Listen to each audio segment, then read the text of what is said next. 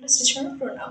তো অনেকের প্রশ্ন থাকে এই যে পৃথিবীতে এত এত প্রজাতির প্রাণী আছে, তারপর হচ্ছে যে মানুষ, তো তাদের সবার প্রতি আমাদের আচরণ ঠিক কেমন হওয়া উচিত, এবং একজন বৈষ্ণবের আরেকজন বৈষ্ণবের প্রতি কেমন আচরণ হওয়া উচিত। দেখা যায় অনেকে দেরিতে ভক্তি জীবনে আসে, তো সেক্ষেত্রে তাদের প্রতি আমাদের মনোভাব কেমন হওয়া উচিত। তো সব কিছু প্রশ্ন উত্তর জানতে ভিডিওটি অবশ্যই দেখবেন।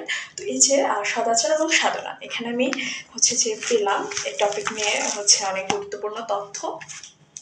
তো চলুন জেনে নিই। তো বৈষ্ণব সমাজের অবশ্যই উচিত যে কনিষ্ঠ ভক্তরা জ্যেষ্ঠদেরকে সম্মান দিবে, এবং কনিষ্ঠরা জ্যেষ্ঠদের কাছ থেকে সর্বদা স্নেহ আশীর্বাদ লাভ করবে।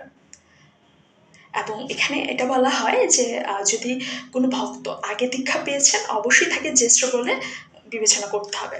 তো আসলে বৈষ্ণব সমাজে এখানে বয়স কোনো ফ্যাক্ট না। এখানে যিনি ধর্মীয় সম্পর্কে যার জ্ঞান যত বেশি এবং যিনি আগে ভক্তি জীবনে এসেছেন, অবশ্যই আমাদের উচিত তাদের প্রত্যেককে জ্যেষ্ঠ রূপে দেখে সম্মান করা, এবং গুরুদেবের গুরু প্রথাদের সর্বদা গুরুদেবের মতো শ্রদ্ধা করতে হবে, এবং সন্ন্যাসীদের সর্বদা গুরুর মতো শ্রদ্ধা করতে হবে।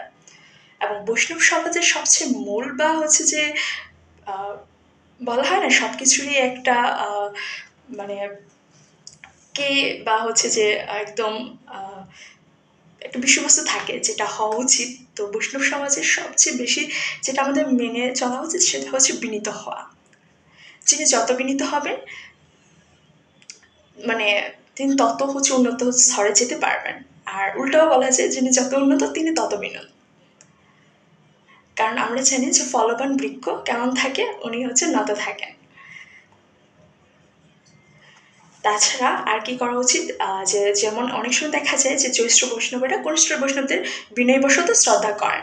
তো তখন সেই শ্রদ্ধাটা আমার কি করা উচিত, তখন আমার ওই পরিস্থিতিতে সেটা ভগবানকে অর্পণ করা উচিত। কারণ আমরা জানি যে জ্যৈষ্ঠরা আমাদেরকে হচ্ছে স্বাভাবিকভাবে ওনারা বিনয়ী বলে বা বিনীত বলে আমাদের প্রতি সেই করুণা প্রদর্শন করছেন। তো তখন সেটা হচ্ছে ভগবানের প্রতি ওই সম্মানটা হচ্ছে যে যেন আমরা প্রদর্শন করি বা প্রার্থনা করি যে ভগবান আপনি প্লিজ গ্রহণ করুন।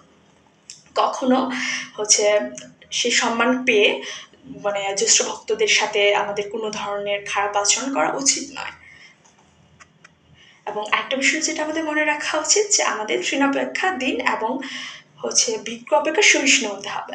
প্রত্যেকটা বিষয় আমাকে যে যতই হচ্ছে যে অপমান করুক বা যাই করুক, আমাকে সেটা সহ্য করতে হবে, এবং হচ্ছে তাকে সম্মান প্রদর্শন করতে হবে। নিজের সম্মান আশা ত্যাগ করে অপরকে আমাদেরকে শ্রদ্ধা সম্মান করতে হবে।